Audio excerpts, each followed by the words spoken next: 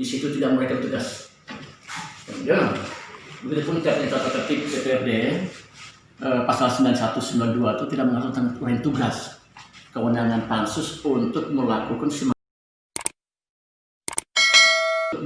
semacam penyidikan.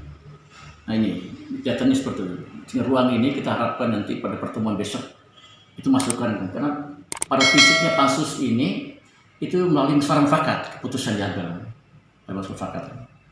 Nah kita kepingin teman-teman di pansus merekomendasikan kepada pemerintah daerah dalam hal ini untuk segera membangun kantor camat baru. Ya, betul. Jadi endingnya kantor camat baru? Iya. Lalu kenapa harus ada pansus? Iya, artinya nih sementara kantor camat yang lama kita akan memanggil, kita akan memanggil pihak-pihak yang terkait, baik penggunaan anggaran termasuk PPK. Ya, koordinasi kita termasuk dengan Inspektorat PPK. Itu selalu agenda dan besok.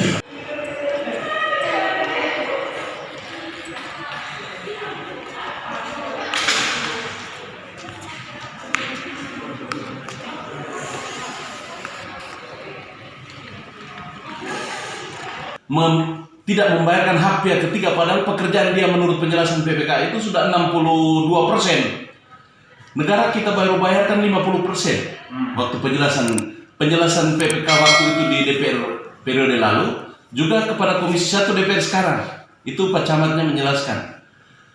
Sehingga negara dari sisi keuangan itu kita sebenarnya masih kita punya utang kepada pihak ketiga. Daerah masih punya utang kepada pihak ketiga karena baru dibayarkan 50%. Tetapi PPK berani mengambil langkah untuk tidak membayarkan itu berdasarkan visum bahwa pekerjaan bagian rangka atas itu tidak sesuai spek, sehingga dia tidak berani melakukan pembayaran. Jadi kita beri apresiasi kepada PPK bahwa dia berani untuk melakukan itu, tidak membayarkan, menyelamatkan uang negara. Jika waktu itu PPK membayarkan sampai 100%, itu bisa masalah berat, bisa masalah. Tapi PPK merekomendasikan tidak dibayarkan. Jadi itu kita bersyukur PPK mengambil langkah itu. Terhadap pekerjaan seperti itu membuat gedung itu tidak dapat dimanfaatkan. Komisi 1 DPR lalu mengambil langkah seperti apa ini? Kita beri tambahan anggaran. Coba lihat di APBD setelah itu tuh, setelah di PHK kita beri tambahan anggaran 1 miliar lebih untuk bagaimana dinilai gedungnya.